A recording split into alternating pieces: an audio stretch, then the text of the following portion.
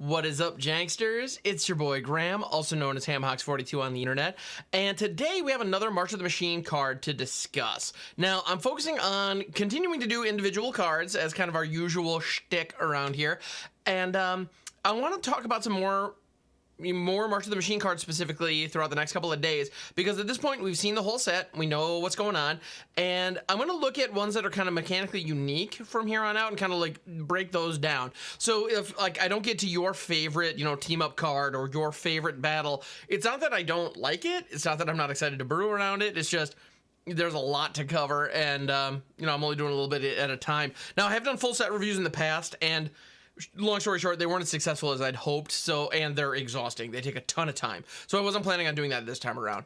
If you have interest in something like that, please let me know. Feedback is very helpful for, future plans. But in any event, today, the card that we're discussing is Rona, Herald of Invasion. This card is awesome, and let me tell you why. So, Rona here is a 1/3 human wizard for 1 and a blue, legendary. Whenever you cast a legendary spell, untap Rona, Herald of Invasion, tap, draw a card, then discard a card.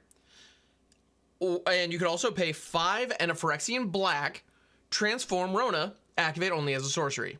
So let's talk about the front face for a second here. Worst case scenario, or like the floor on this card is a Merfolk Looter, which is a 1/3 for 2, where you can tap, draw a card, discard a card. Being able to just churn through your deck and see more cards is always useful. Like, that is almost never a bad thing. I mean, if you're like genuinely hellbent, it basically just reads as mill 1, but even then that can be worth it sometimes depending on what you're working for. So like, in short, like the downside on this card is already a perfectly playable card. Like, if you care about filling your graveyard, if you care about trying to find your combo pieces, just dig through your deck, the card's good. Does what you want to do. It's a 2-drop. Like, it's a 2-drop wizard, no less. So if you care about humans, you care about wizards, 2 mana. If you're in Dimir, you can take advantage of this and flip it relatively easily, either for 6 mana or 5 mana and 2 life. Yeah, and on top of that, because the Phyrexian mana is black, if you want to have Rona as your commander, you have access to both black and blue, which is pretty fantastic. All right, so what happens if you flip Rona? So you can spend 5 mana and 2 life, and you can flip her over. What do you get? You get Rona, Tolarian Obliterator. This is a 5/5 Phyrexian wizard with trample. Whenever a source deals damage to Rona, Tolarian Obliterator, that source's controller exiles a card from their hand at random. If it's a land card, you may put it onto the battlefield under your control. Otherwise, you may cast it without paying its mana cost. So this card is nothing short of savage. And on top of that, you may note, you can take advantage of this. So it's kind of a nod to the Phyrexian Obliterator, obviously. I mean, we have a 5/5 Trampler, and it's called an Obliterator, for goodness sake. So that's pretty neat. But with the case of Phyrexian Obliterator, if for some reason a source that you controlled dealt damage to it, whether it was a damage-based board wipe or some kind of, weird fight spell that your opponent leveraged that allowed you like 2 of your creatures to clash into each other, whatever the case may be. If you ended up dealing damage to it, then you had to sacrifice permanents. So like, you dealing damage to your own Obliterator, which granted doesn't happen often, but if it does happen, you are hurt by it. That was something that we saw with effects like Justice Strike or Solar Flare, where creatures dealt damage to themselves. So like Obliterator could literally hit itself and you'd have to sacrifice 5 permanents. Like, that really bit. Powerful tech against that card. But in this case, Rona, Tolarian Obliterator functions in such a way that you can actually use it as an advantage. Because if you deal damage to Rona, you randomly exile a card from your hand, but then you just get to use it. You can either put it into play if it's a land, or you can just free cast it. So if you have a super expensive spell just sitting in your hand, fire off a Cinderclasm or a Storm's Wrath or something, and then all of a sudden you just cast it out of your hand for free. I mean, being able to ping this card, being able to ping the Tolarian Obliterator, allows you to free cast whatever's in your hand. That's incredible. And on top of that, in Commander, we're working with a situation where you have access to things like Prodigal Sorcerer, aka Tim, which is literally, it's a 1/1 for 3 that has tap, deal 1 damage to any target. So there's no reason you can't just like tap, pop Rona, and just freewheel something out of your hand. Like, that is shockingly powerful. That said, it's at random. So when your opponent deals damage to Rona, you get to randomly take one of their cards. They're going down cards, and you get whatever that card is for free. Now, it's a may. You don't have to. You don't have to cast it. You know, as if it's a board wipe or something of that nature. You don't have to use it, but you can if you want to. So whatever the case may be, you get that card. It's just freely available to you. And if you deal damage to Rona, you get to use the cards in your hand for free. But you just don't get to select which one it is. So you end up with kind of this weird, you know, it's this weird luck of the draw kind of. There's a lot of variance here because you can't just control it. You know, if you have a Rise of the Dark Realms or an Emergent Ultimatum or some huge like game-ending powerhouse spell in your hand, you can't just like ping your own Rona and just rip it. You know, you have to go through the process of randomly selecting a card. Now, if that's the only card in your hand, go nuts.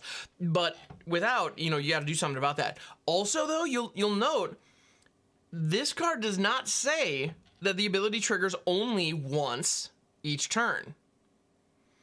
So if you have multiple sources that can deal a single damage to Rona, you could just ping Rona multiple times and just use your whole hand. I mean, that's incredible. Also, you'll notice the wording on here, it does not say that you may play that card this turn. So what you get is you have the moment when the card is exiled, you choose whether or not you're going to use it. If you choose not to, it's gone. It's not like tucked away on layaway for you. It is just gone completely. It's right now, this is what you got, use it or lose it. But the way that this is worded, it says if it's a land card, you may put it onto the battlefield under your control. As a result, if Rona is hit multiple times and she exiles multiple land cards, you get all of them. And on top of that, they don't enter tapped. So all those lands just enter the battlefield under your control. And unless the land itself would enter tapped for other reasons, like maybe it's on maybe they're like the temples or whatever where they do enter tapped. But if that's not the case, they're wide open. They're untapped, ready to rock and roll. Like, that's really good. In short, actually, I think this card is kind of amazing. And on top of that, the investment seems reasonable. Like, we looked at the Tali not too long ago, Primal Conqueror, the new one, and the front face is amazing, and the back face is also amazing. But the sheer amount of mana you need to spend to flip that card over is massive, and that is like the one big knock against it. To the point where I'm willing to say, like, if you can't use, you know, with the Atali card, if you're depending on the back for it to work within your deck, you probably don't want it. You really want that front face. In this case, though, with Rona, it only costs 2 to put her down, and if you're leveraging the Phyrexian mana, it only costs 5 to flip. I mean, for as little as 7 mana, you can get this free cast Obliterator that could potentially sap cards out of your opponent's hand. That seems real good. And on top of that, once you flip her, she's been on the battlefield, so this might as well have haste. You know, because, yeah, Rona, Herald of Invasion, the chances of you dropping it and flipping it, I mean, it would have to be late in the day after you've had some, you know, it'd have to be late in the game, rather, and where you've had some interaction and things that have kind of, like, dwindled down for you to do that. I think in most scenarios, Rona will have been down for a turn before you flip her, and as a result, you can just jam. And being able to attack for 5 power that your opponent can't deal with is kind of a big deal. And on top of that, I mean, 5 mana is not hard. It is not hard to get to 5 mana. You know, 1 piece of removal, 1 little piece of ramp, like you know, the Fable of the Mirror Breaker, the Goblin Shaman, gets you from 3 to 5, like, really comfortably.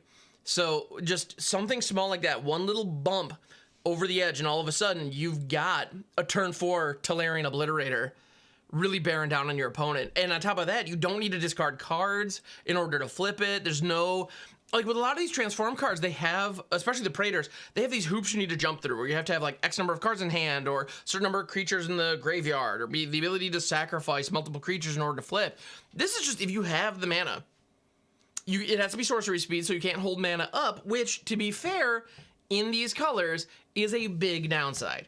So if you're playing black and blue, a lot of the time you want to keep up kill spells, keep up counter spells, have them locked and loaded and ready to go. So it's funny, this costs 5, but in a lot of decks, you're probably not going to be, if you're playing a more controlling build, you're probably not going to be flipping this, you know, until turn 7 or 8, so you can flip and still hold up interaction in many cases.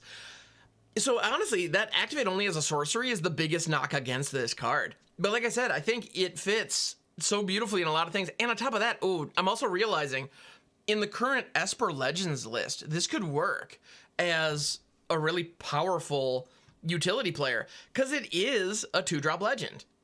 You know, if you care about the legendary type, Rona fits. You know, that's pretty fantastic. Yeah, I like this card a lot. I don't know what else to say. I really enjoy it. And I gotta say, the villains in this set have been pretty fantastic. They're, I don't know, they're intriguing. Like, we didn't really see much of Rona in the stories, at least not in the March of the Machine story anyway.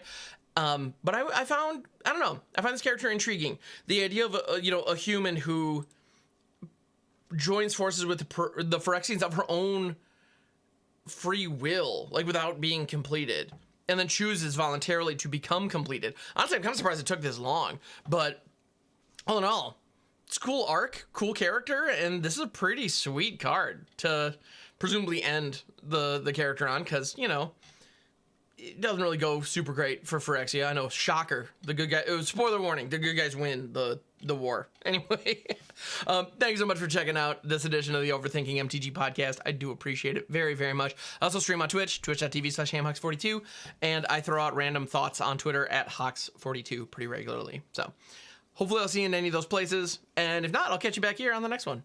Thanks so much. Take it easy.